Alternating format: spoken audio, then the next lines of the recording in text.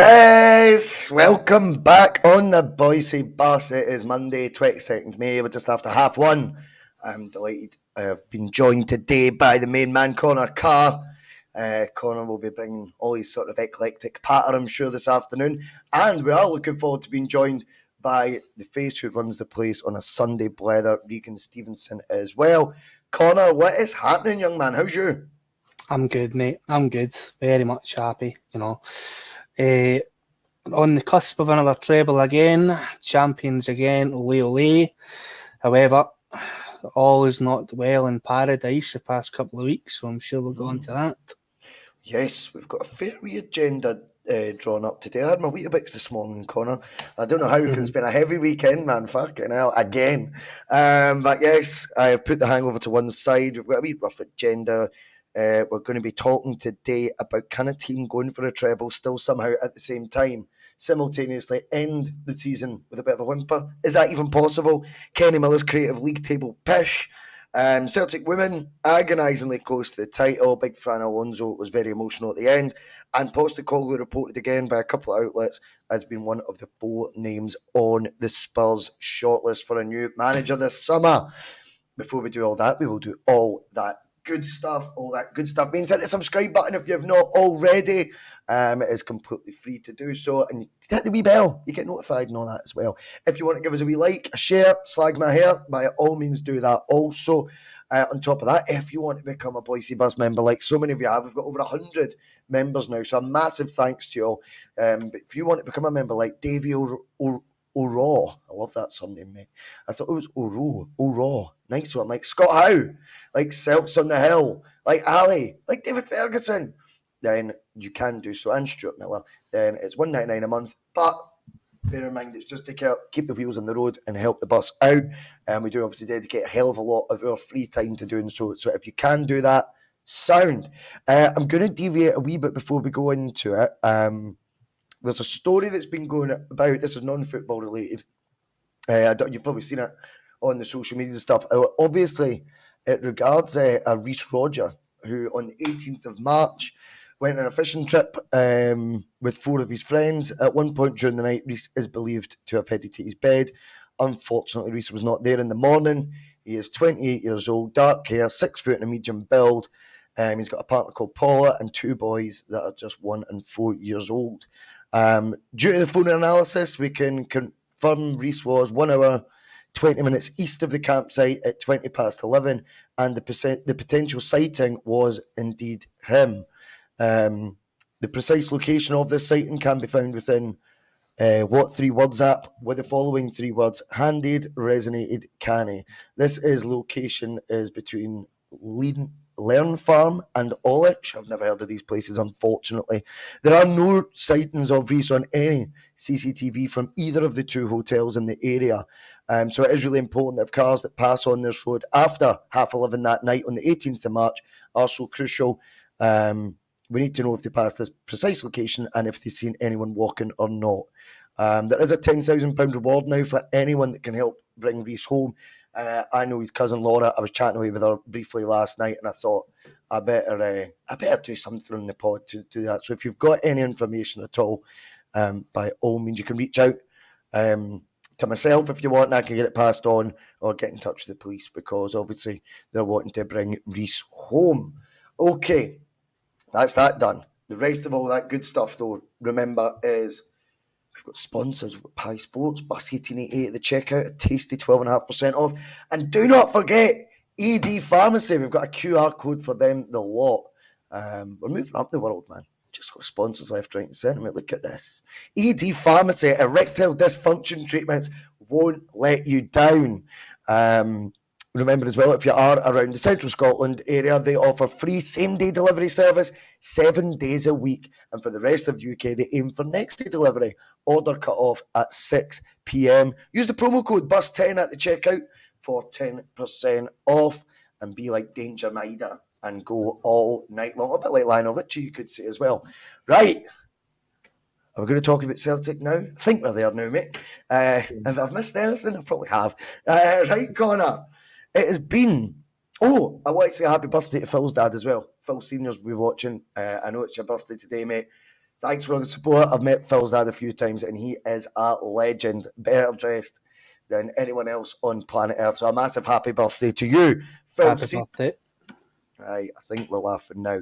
Okay, Connor, I put it to you, and I'm not saying this is necessarily my opinion. It's just a wee bit of a grenade to get the show off and running. Celtic's form undeniably has dropped off. Is it possible to, at the business end of what is potentially going to be a treble winning season, for the season to end at the same time with almost a whimper? Is those two things, is that even possible? And how come it does feel like that a wee bit? I think it feels like that because for what we've seen so far, it is, controversially with the result on Saturday there, I was a lot more angry at that than I was with the defeat at Ibrox. Now, I'll explain that because the defeat at Ibrox to Rangers arguably was coming. We put out a really changed up team. We didn't play, a lot of the first team players. It was a really changed starting 11, and we were at, a really poisonous atmosphere at their ground with none of our fans there. So all of those factors kind of contributed to, them getting a win. And fair enough, because the last few fixtures against them have been very, very tight. However, St Mirren at Celtic Park, with the starting 11 we had, the same starting 11 who has played every single team in this league off the park at one point or another, in front of our home fans, off the back of a defeat against your bitter rivals, should be doing a lot more than that against a nothing diddy club like St Mirren. Now, if there's any St Mirren fans watching, I don't give a fuck. Away and take a fuck to yourself. I don't care. St Mirren should not be beating us at Celtic Park in front of all of our fans with that first 11. I don't care. People, they were making Curtis Main look like, I don't know, prime Wayne Rooney, for God's sake, at Celtic Park. That's not good enough. That's disgusting. Players like Jota, Maeda looked miles off the pace. Taylor, Anthony Ralston looks the shadow of the player that he was, but Ange Postecoglou's managed to find. And it's not good enough. And if we don't get our act together, we could be on the end of a defeat at Hibs, and against this Hibs side, that is shocking, because this Hibs side is not good, and we then play Aberdeen at Celtic Park, who are on a really good run of form. They're pretty tough last two games of the season, and if we don't buck up our ideas, the end of this season could look really bad. We were 13 points clear of a really shit Rangers side. And it's now 8 points. And look, it might not matter because it's the end of the season, but it gives other teams, it gives other clubs, a bit of confidence playing Celtic. It gives the other mob across the city something to play for and think that they are, they're closing the gap on us, which is something we don't want. We want them to be down in the dumps. We want them to think they're absolutely dog shit, because we need to build on next season. We need to go from strength to strength. And that's not what's happened. We had a better end to the season last season. We played these games. We, pasted teams at Motherwell. We were, taking points left, right, and centre. We didn't lose a game. We didn't draw a game, I don't think, the last few games of the season last year. We had a better end to it. And people said this season has been arguably better than the last season. Yes. But up until this point, the past couple of games, it's a shadow of the team that I've seen play this year. I think we've got to look at it realistically. I'm kind of on the fence, by the way. I'm not particularly in the panicking mode, but I have got curiosities about the drop off in form, to be honest with you, because undeniably, with the Scottish Cup still to go, the Scottish Cup final, which would of course signify then a momentous treble in Angie's only second season of, what would it be, fifth treble in 8 years? Crazy numbers, right? So it's a massive game, and I do feel a wee bit like we're sleepwalking into it, which isn't always the best build-up. Notwithstanding that, though, I can also understand the argument that when it mattered and when we had to get results, we consistently achieved that. And naturally, there's been a slight drop-off once the job was done. There's young Regan there. How you son? Hello, how you doing? Brilliant to have you on, mate. We'll come to you in a wee second, right? But so I think we've got to accept that there is going to be human nature involved as well. That once you've actually achieved the league title, the rest of the league games don't take the same meaning. I just think that's the way it is. A draw at home with St Mirren wasn't exactly the result we were going for. Of course it wasn't. And you're right, our standards have been set far higher than that this season. But again, on the flip side, if we are looking at where Celtic found their standards this season, it was when it mattered. And the standards we're now holding them to is in games that are immaterial in terms of dictating outcomes. The league title is already now the league trophy in our cabinet again for another 12 months. So therefore, it's difficult because I do think there is an element that the form's dropped off and we're not quite sure why, and it goes against all the "we never stop" argument. But I do think as well, when we flip it, you go, this is a natural drop off, and I think over the years, I remember O'Neill's side, for example, sounded klaxon already. But I mean, in his first season, I think we lost 2 out of our last 3 games, if I'm not mistaken. I think 2 at Celtic Park, and that was a treble winning side that achieved all, absolute greatness in his first year. So there is evidence that this can happen, and that's probably, I think, a better squad than what Celtic even have at their disposal right now, and a hell of a lot more experience as well. So it can happen. Regan, the dust is settled in the weekend. Celtic aren't in the greatest form. The question I posed to Connor was, is it possible for the season to end on I use the term sleepwalking there, or with a whimper and a treble be won at the same time? How does that work? I think it is possible also, but I think it's also a very good thing because I remember the banner that the Green Brigade said that Celtic was sleeping at the wheel, because I think it's important as well to know that you're winning trebles. It's important that you improve, because Brendan always said, see when you're top of the table, it's important that you strengthen, because if you don't strengthen, then you just fall behind.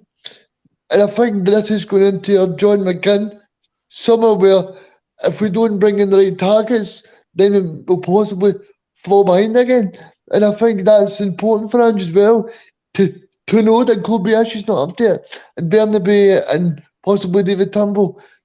And I think sometimes as well, as a fan base, we need reassurance that as much as we're winning trebles, it's important not to be blinkered and go, Celtic are so amazing, we need to be brilliant. But it's important to go, where do we want to be good? And we want to be good in European football as well, Russell. Well, this is it. Ben515 comes in, he's disagreeing. He says we were going for goal tallies, point tallies, we should not be dropping off.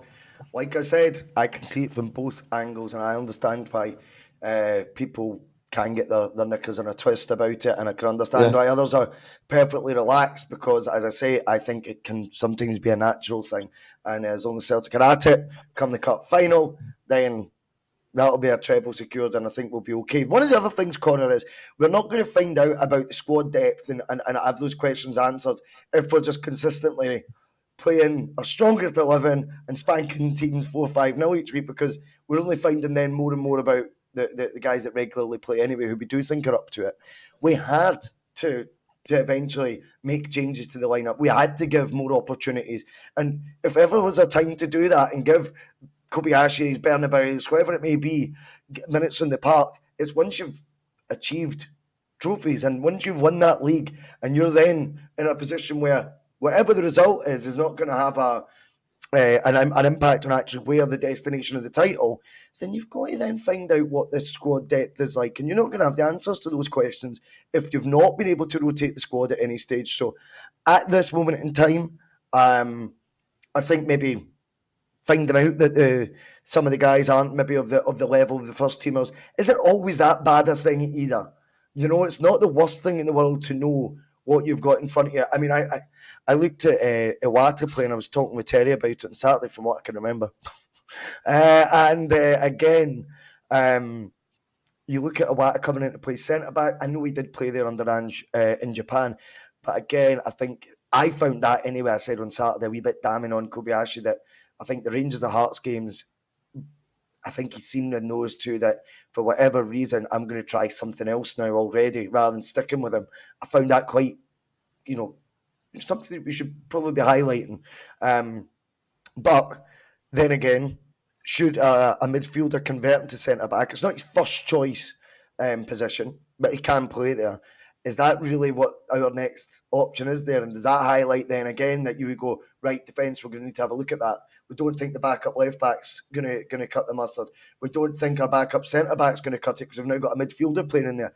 I don't mind finding all this out when the league's already done and we've got the time to do so. It's not the worst thing in the world to learn more about your squad depth, and also as well, by the way, sometimes it's quite good for the board to see right in front of their own eyes any sort of deficiencies, because that can, whether we like it or not, and I'm not saying anyone deliberately drops points or anything like that, but it can strengthen the manager's hand come this summer. Let's be real here when it comes to, I can actually have more of a case to say I need improvements and enforcements and reinforcements, I should say, in certain areas of the park. Here's my evidence for this. Do you know what I mean? Yeah, it is really, as good a time as any to kind of, showcase the deficiencies we may have, across that pitch. But people, I feel, are getting convinced that we will strengthen in the summer, and that Ange does, have the sway over the board because he's got so many signings in and all this. And let's not forget, these have all been, besides Carter Vickers and Jota, they've all been relatively cheap signings. Kobayashi was a free transfer. Let's not forget. I think Awata was, I don't even know how much. It wasn't a lot of money either. They've all been relatively, bargain basement signings, which, we know for a fact the Celtic board licked their lips at. And, it's the thing that Terry says, if we don't strengthen this summer and we don't make a proper push for things, then we never will. But it's, if we're struggling now to have strength and depth when it comes to terms of playing, the jobbers in the league, what's the kind of chance that we have that we're going to strengthen in terms of purchasing players who are, oven ready for the Champions League? I don't know. Pistol Pete's back in. Mr. Moneybags Desmond was cutting about, and he just likes to come out of his his big swanky mansion whenever things are going good, and likes to show his big tash to the media when things are going well. And we've seen this story before. Brendan Rodgers is arguably the biggest and best manager we've had at this club for 20 years, and he wasn't back to the hill. And yeah, arguably that could be a conflict of personalities, and maybe Ange gets on better with the board and they like the things that he can bring in, the things he can do. But I just think we need to be really careful with the optimism, because we've seen this before, and I pray to God I'm wrong, but it's really concerning me now that we need a lot more in terms of players and backup to what we originally thought. And we might even need to replace some of the original starting 11 players like Joe Hart. Look to be coming to the end of the rope at Celtic. We don't want him having an Alan McGregor season next season. We need to really get our hands on this and really try and push forward to plug in these holes.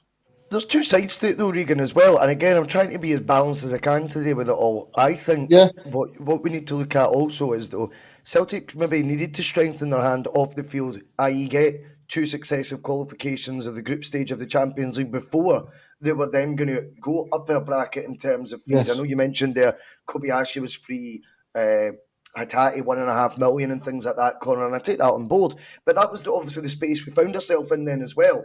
There's no reason that you could look at this summer and say the perfect storm has now been there, because we've secured the Champions League group stage football 2 years in a row with that level. And now when we go in again, we actually want to compete in the competition, not just appear at it. We want to compete in it. And therefore, with the 2 group stages successfully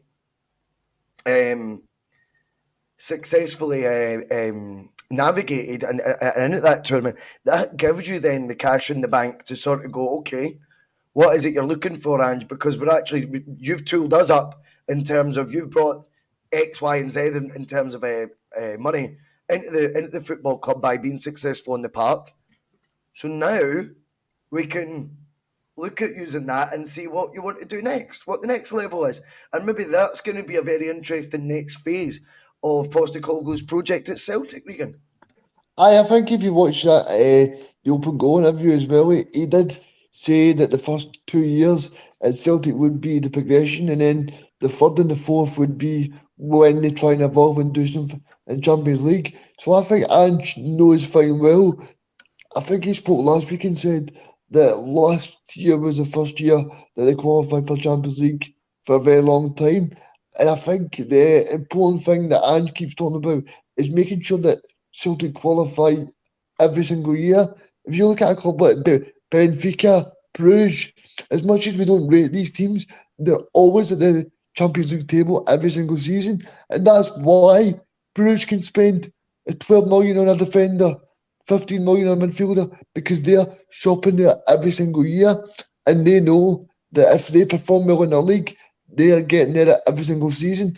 As much as we don't want to hear it, Russell, I think it's also important this season that all the other Scottish clubs do well in Europe, because as much as we want Celtic to do well in Europe, we want to make sure that the coefficients are good, that every season we go in, we want to be automatic instead of going through 2 or 3 qualifiers. Yeah, totally. And I think as well, you want the coefficient to go up because you want this to then become regular and not just something to go, oh, we've got a wee bit giddy there because we've got Champions League money a couple of years in a row. You want that to be the new normal. And when it comes to bridging gaps in Europe, we all can accept Celtic's records, 20 years yesterday it was in Seville. You look at what Celtic's actually achieved since then, 1 knockout win in that whole period of time since Seville. 3 last 16 appearances in the Champions League. So, I mean, it's not been something to particularly write home about and say has been an absolute fantastic journey, in terms of where we were in Europe 20 years ago yesterday to where we find ourselves now. But to do so, and if we want to bridge the gap with the European teams that, remember, get domestic TV revenue that absolutely dwarfs anything you're going to get in Scotland. The only way to bridge that is by then getting that regular Champions League income, and also on top of that, having a successful player trading model. Whether we want to accept those sort of terms and that gives us the fear a wee bit, Connor, I don't know. But I think we need to be realistic and say that's going to be an important part of the revenue stream that we bring in as well. It's going to be selling players at the right time for their peak value, not when they're on the way out. And I think we'll need to get used to a bit of that as well. Again, then it will come down to, will Celtic then push that boat out a wee bit further? Is there a glass ceiling that exists? And that's where I think you're getting the fear, because you're going, well, I've never seen evidence that Celtic will go to that next level and spend, say, £20 million this summer, for example. And it's not 20 million for 20 million's sake, by the way. I'm just saying in terms of a figure, just for the hypothetical part of the conversation. I just feel like, do you know what I mean? Like that would be a bit of a reach for some fans to believe that we would do that. But again, if they weren't to invest more than what we're used to seeing this summer, I'm not sure they ever then will. So it's quite interesting that, like I said to you 2 minutes ago, the perfect storm could be brewing for Ange this summer. Few negative results, a few home truths about some of the guys that are in the squad, in the first team squad right now, that can't replace their key players when needed, won't be good enough for the Champions League. He's earned the money of the last for 2 group qualifications, and therefore, again, it's his gift then to go, I want a bit of that to spend on the team. You've now seen the evidence that we do need to improve. It might not be the worst thing in the world going into this summer. But, it's interesting because I wasn't even sure we won the league this year. I'm talking about automatic group stage qualification, Connor, but if you listen to Kenny Miller, it actually looks like Mikey Beale's won the league with his, and funnily enough, it had to be that number 55 that they're absolutely obsessed with. And they've got 55 points since Beale came in, 54 to Celtic. Again, it shows the other side of the argument, and you go, yeah, but look when it mattered. Celtic got the point at Ibrox. Celtic got the win at Celtic Park. Celtic won the League Cup. Celtic are in the Scottish Cup final. They're the games that matter, not stupid, fabricated league tables that, at the end of the day, prove nothing. There is no trophies at their side. there is a league table that you've made up since Mickey Beale came in that you have decided to run with, and I think it's desperation at its best, and pathetic at its worst. To be honest with you, I think it's tragic that they're coming up with shit like that. Oh, you're seeing it everywhere. They're clutching the straws all over the place, man. That support is the most gullible, fucking thick, support that I think I've ever seen in my life. They are in love with mediocrity. It's the same reason why they think that James Tavernier is a Celtic legend.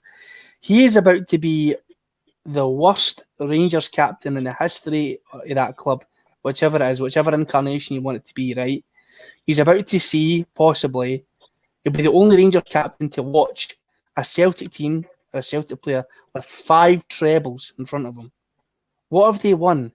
They won a league title during a COVID season with Neil Lennon at the helm and players like Shane Duffy and Diego Laxalt and no fans and players getting COVID, and they won a measly Scottish Cup last season when they could have potentially won a treble, which included a European trophy. They have won fuck all. They will win fuck all. They are nothing. They deserve nothing. They will always be nothing. That is what that club is, and it's what they always will be. They are forever going to be in our shadow. We are going to overtake this mythical 55. We are a couple of trophies away from being crowned the most successful club in world football. And here's the thing. See, with us, it'll actually be true. Because we've actually won a European trophy that still exists. We haven't been liquidated. We haven't fucking cheated to get any of our titles. We haven't, used EBTs and things like that.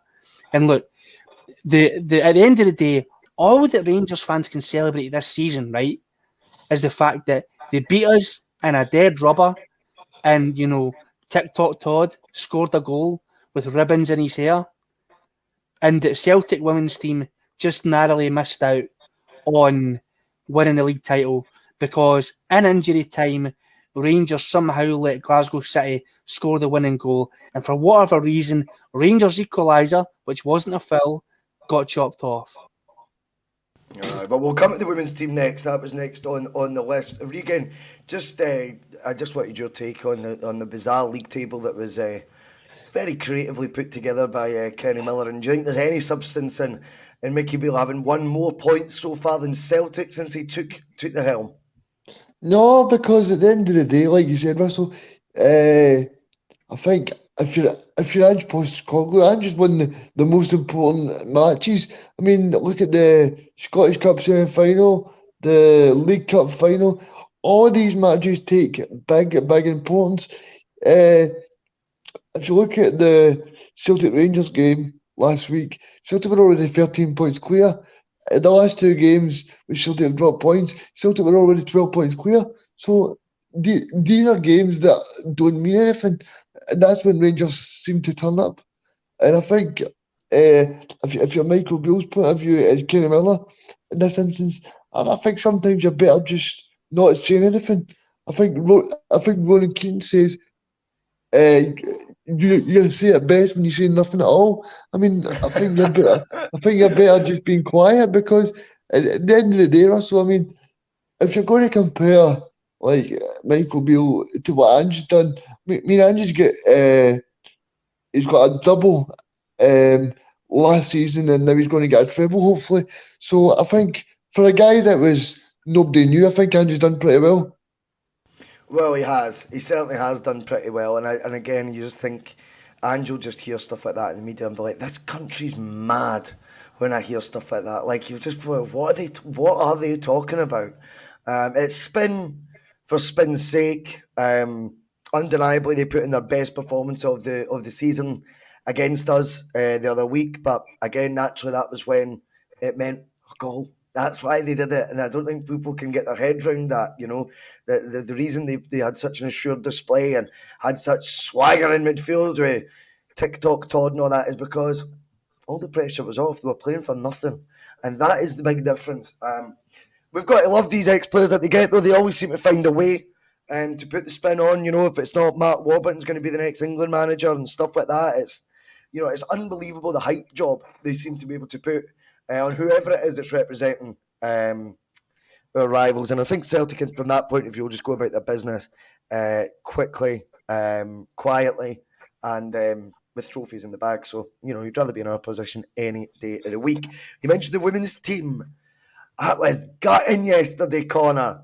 You seem to be going down the rabbit hole that you don't think that was you think there was mucky waters. But I mean, I'll be honest. I thought that the goals that were conceded, I just think it was unlucky. I think Glasgow City proved that they wore them down. But it was a shame. It was gutting. There was again another record attendance at Celtic Park. They're really going for that Celtic end thing right now, and fair play. If you want to force change, actions always speak louder than words. I find some of the statements a wee bit tedious. I think they're written from a position of grandeur at times that I find a wee bit like, leave it out, mate. But then I also respect anyone who has a campaign that they do and will actually, you let their feet do the talking and activate as many fans as that around them to join in and take it up. And then you've got the optics and they're keeping their side of the conversation. They're upholding it by doing things like that. You've got to admire that. To the football, Alonso seemed absolutely gutted. He's done a brilliant job there. He was minutes away from an inaugural league title for Celtic. Glasgow City won it yet again. It was disappointing, wasn't it? It was a shame. Aye, it was really gutting. Football is one of the most heartbreaking sports you can get with things like that. But no, it's like I was saying things like that before, but I don't actually believe that. I don't think there's like some mad conspiracy to stop Celtic women winning their first league title. I think it's just it's really tight small margins, and unfortunately Celtic women's team just fell short of the mark. But no, I mean the argument could be that Rangers women's goal should have stood. I seen it. The Glasgow City keeper kind of fumbles it. It comes off the Rangers player's back and at the net. There isn't really a foul. It looked to me like the football had kind of stopped though already by then. I'm not quite sure that's what would have played out in real time. I think they all kind of. I don't know. It was a weird moment. I'll put it this way: my instinct when I seen that equaliser for Rangers was that'll be chalked off. I was at no point going, I can't believe that's been this. It was weird. It was a strange moment. And again, it leads to being unlucky. But what's your take on this? Alonso after the game was he was very emotional. That was quite clear. And I think what we've done is probably been almost a bit patronising with Alonso. Is whenever you speak about him, it tends to be his emotions that get highlighted and look at the passion he shows and stuff, and a lot of that's actually kind of birthday card pish, isn't it, really? I mean, it's unfair. I mean, what he's actually done is got a really vibrant team on the park with various corners of the world of players coming in. He's put Celtic women's team firmly on the map.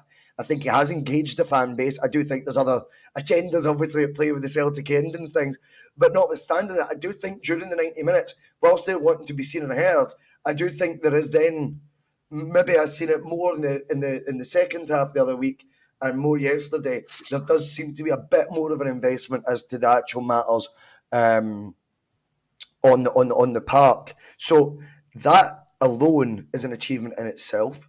He is still going for a trophy this year as well. Remember, how far away? Now, I'm not suggesting Fran Alonso for Celtic before anyone clips that up, right? How far away are we from conversations about women's team managers then replicating that in the men's game? And I again, for clarity, I don't think we're in that space with Fran Alonso and the Celtic job. But I wonder if that'll be a conversation the next decade that crops up a hell of a lot more. And you will start thinking, if they can do that in that version of football, why not be able to do it in the men's as well? Yes, it's an interesting conversation. And obviously football's evolving all the time. You look at where football was 10 years ago is where it is to now. It's almost a completely different sport, and in 10 years in the future, we have no idea what it's going to be like. So yeah, I definitely think it's a conversation we're having. Obviously, whether the conversation could be had is, have they reached a ceiling in terms of their managerial qualities? Is that's why they are coaching women's teams as opposed to men's teams or B teams? could be had. Not trying to dismiss it or anything. However, if you're lying to yourself, right? You're lying to yourself if you watch the women's football as opposed to even the B team football, and you say that they're on an even keel quality wise, because they're not. And look, that could be down to the fact that people, rightly or wrongly, aren't investing time, aren't investing, interest in that, and money in the women's game for them to get better coaches, better staff, better equipment, things like that. However, if I think last season, did he win a cup double with the Celtic women's team last season?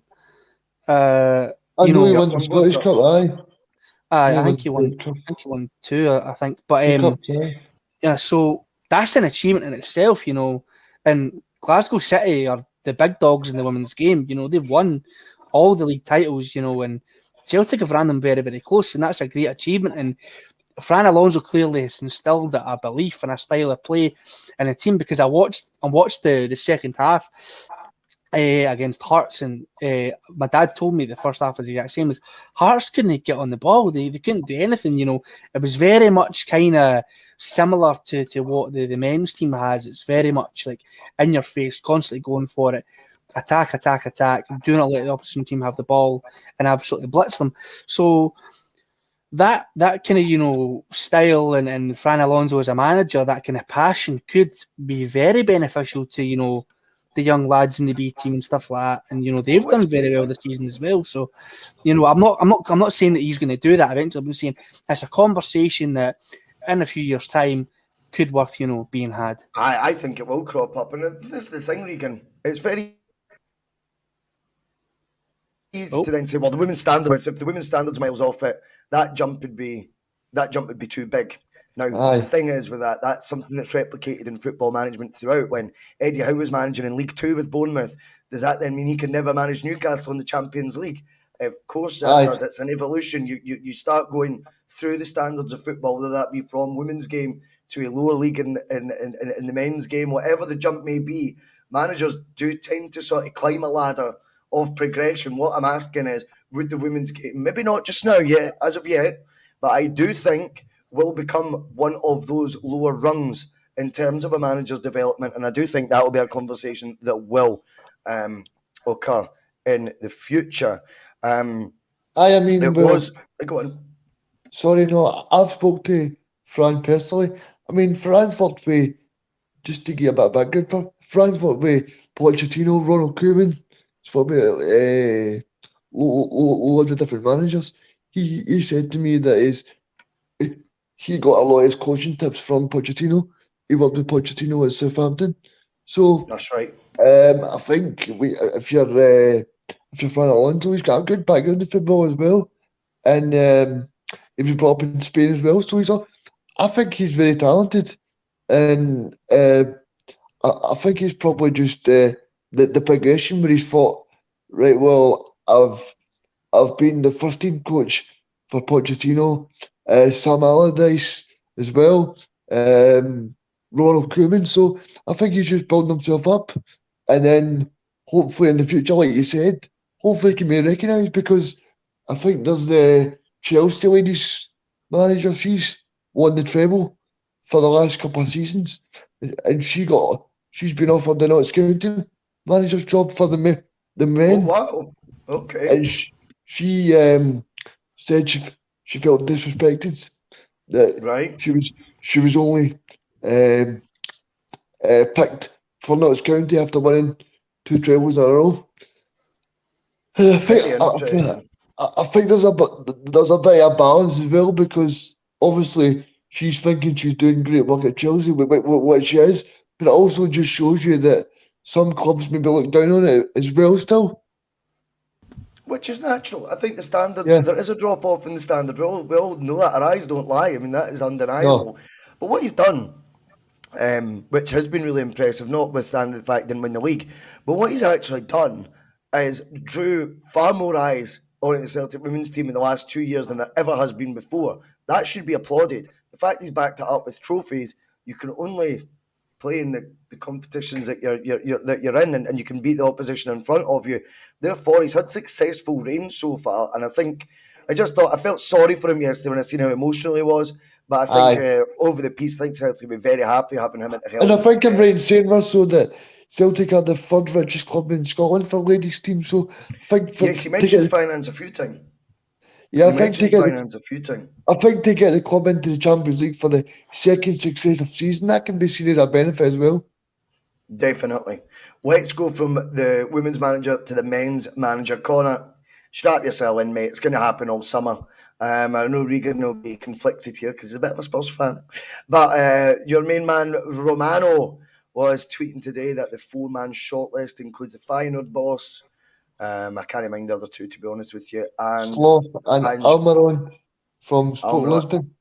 And Ange Postecoglou is apparently on Daniel Leavy's list of top 4 on the shortlist for a management job. I think we all have to accept that's going to be stories that we hear a lot whilst Ange is in situ at Celtic.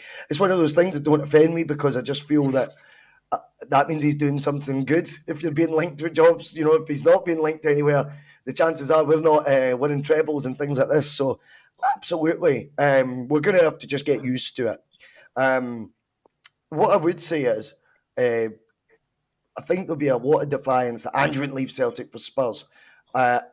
Whilst I don't think Spurs in their current state and the space that they find themselves in, I don't think he would want that job on the current basis either.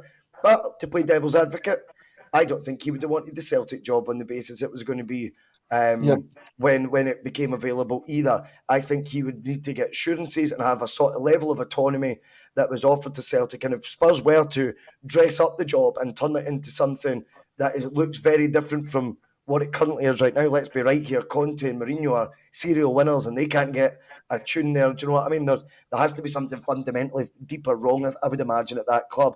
So maybe the Spurs that we currently look at that we would dismiss as Ange wanting to join might not be the version of Spurs that would be actually promoted to the next manager, and might come with different sorts of assurances and promises and different sort of objectives as well that Ange could maybe achieve. I don't know. I think these links are going to happen all summer anyway, whether it's Spurs, Bournemouth, whatever, Brighton, I think about 15 times already.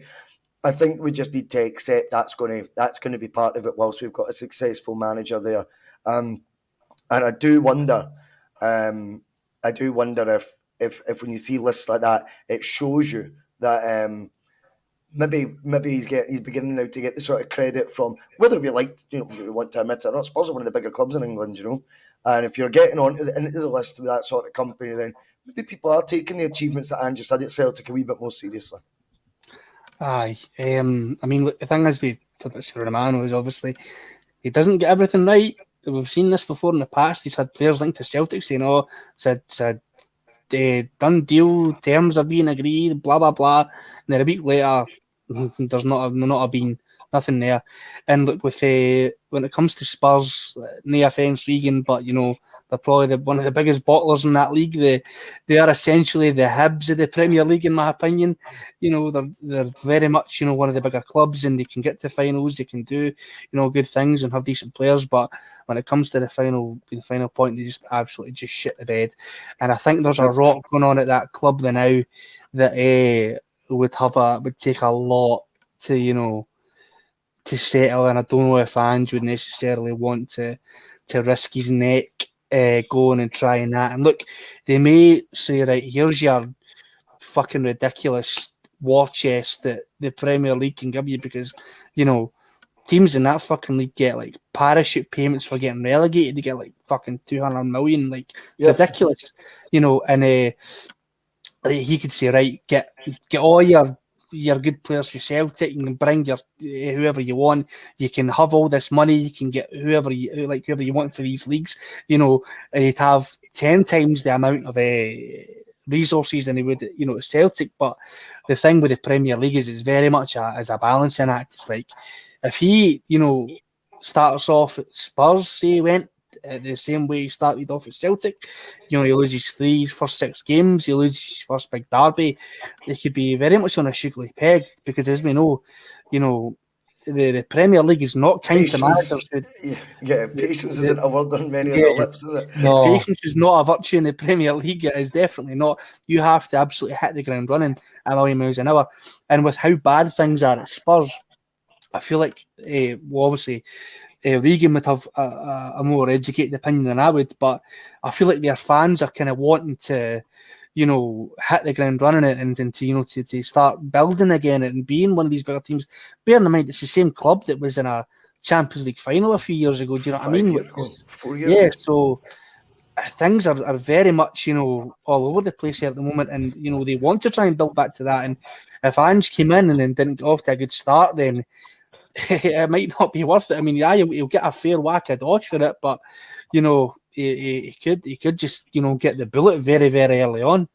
You know, so and There's with that. Celtic, There's also with these there's things. very much a you know a kind of safety net, a bit of security at his job at Celtic. And yes, he is on a rolling contract, but let's not be daft. Like, Ange could get a fucking 10-year contract if we went and asked it, and they'd be like, "Here you go, you're absolutely brilliant for us." You know, let's, like we've all said before, as long as Ange is here, we're all very confident that he'll win the league as long as he's here. And I've even said it before, as long as Ange Postecoglou's here and he is back perfectly, he's back, you know, to the hilt, which we all want him to be, he will win a European trophy at Celtic. I'd stake my house on it. I'd stake my house on it. Like that bit of optimism, don't we, Regan? We I mean, do. I think it's just, I think it's naive just to go, he would definitely not go. He would definitely not go. I think sometimes we need to remember when clubs are in bad states of affairs, i.e. Celtic 2 years ago, what these guys sometimes smell is opportunity as well and go, do you know what? You could pick that back up from whatever situation they find themselves quite easily. Spurs shouldn't be the hardest club in the world to have a better season next year than what they've had this year. And sometimes, because they're in maybe a really shit space, they might be going, we need to change. What is it you want to do? And if you get that sort of level of responsibility, I appreciate what Connor's saying about patience and time and stuff, but sometimes what it is they could propose could certainly at least pique his interest and have him. I mean, there's no harm in having a wee look under the bonnet. Do you know what I mean? So I'm not saying he's going to go to Spurs. It's not me, you know, even going down that road. But I do think it's remiss to think that it would just be completely poo-pooed by Ange without even having a wee nosy. Do you know what I mean? I think Ange is more streetwise to know that clubs are going to be after him, because I was talking to people who are at the PFA Awards, and I said, "Do you think Ange will be for long?" And he said, "I think one more season, and then that'll be it." And I tend to go. I think I tend to go along with that now, because if you look at Ange, right, as much as you like to think he's here for the long run and he's this and that, I think Ange is probably going to use Celtic as much as we were going to use him at the very start of this thing, because Ange often speaks about not being afforded the opportunity in European football, but now he's going to be here for 4 years by the time next season comes. So if you look at it from that space, I think possibly next season we could lose Ange, but just to play devil's advocate on the Spurs thing, Russell, I don't know if you're aware, but this time last week, Spurs appointed the head chief of the City Group as a new chief scout. Oh, I did not know that. Oh, you're getting me the fear now. Didn't you be telling me that, Regan? To play devil's advocate, he also is Australian, and he was the head of Brisbane Roar back in the day. So that's what's worrying me. Wow. You always get worried with these job links though as well, don't you? You're definitely on the. I do, I don't mean that in a bad way. You're a worrier. No. Definitely. And I think sometimes for me, I just think there needs to be a balance struck with it. I think anyone who just dismisses the idea completely would even look at Spurs. I think that's too far that way. And I think anyone panicking that Andrew's going to be going because they've seen his name apparently on a shortlist from Fabrizio Romano are too far the other way. I think the truth probably lies in the middle, that what we're now beginning to realise is English chairmen are taking more of a notice of what this guy's about now. That seems to me to be the reality. Definitely. just to give you a little bit of background as well. So Spurs finished their game on Saturday. Daniel Leavy insisted that the club PA play out loads of songs so you could drown out the noise of chants of Daniel Leavy out. So I don't think if Spurs fans are shouting for Daniel Leavy's head, that he'll appoint a novice to the English Premier League. I'm sorry. He is going. My prediction for the Spurs job is Brendan Rodgers. That's who I think it'll be. And it'll be Brendan. It'll be Brendan because Brendan's stock is still very high. Because I know that people at Celtic obviously have still got a better taste in mouth, but he did well with Leicester. He won the FA Cup. He won the. Did he win the League Cup as well? He won. I think he won 2 I don't cups. know, but you've caused a storm in the live chat, Regan. Everyone that was dismissing the idea of Ange going to Spurs are now going, what? Regan's Dots is making everybody enjoying shit themselves now, man. Jesus Christ. You've created mass panic in the ranks. I think. I mean, I did not know that link whatsoever. One of the other things that lead me to thinking the other way, that if Levy's getting chats of Levy out and stuff, and this is ignorance, obviously, similar ignorance to what I had towards Postecoglou when he came to Celtic, to be fair. I think that he might need to go all out like he has a couple of times recently for that big name just to satisfy the fans. Because I think if they go for a manager they think's underwhelming because they don't know enough about him, that could backfire massively if Levy's already under the pressure that you're describing. So that'll work in our favour. Everyone calm down. He's not going anywhere. I'll tell you what Spurs need to do. What Spurs need to do if they want to really, make a difference and get some good results together, they need to push that big ginger button. Imagine that fucking Lenny got his Spurs, man. Oh, that would be amazing. Lenny Ball. Would be amazing. Lenny Ball in the English, the top 6 of the EPL, that would be class, man. Imagine, do you know what I mean? Imagine one of those, plastic, overpaid footballers trying to feign injury. You would just get a bit of this.